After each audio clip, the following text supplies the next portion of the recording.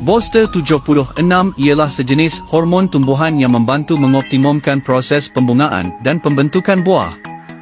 Produk ini kini sangat popular dalam kalangan pengusaha tanaman kerana Bolster 76 memberikan manfaat yang luar biasa, merangsang tumbuhan berbunga dan berbuah di luar musim, mengoptimumkan fase generatif, menjadikan bunga dan buah lebih seragam, malah mampu memaksa pokok yang bertahun-tahun tidak berbuah untuk mula berbuah.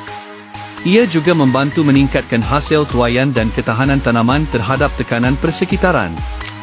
Bolster 76 boleh digunakan untuk semua jenis tanaman daripada tanaman kontan hingga pokok berbuah seperti mangga, longan, apel, durian, padi, jagung, ubi dan banyak lagi. Cara penggunaannya sangat mudah dan telah dinyatakan dengan jelas pada label produk.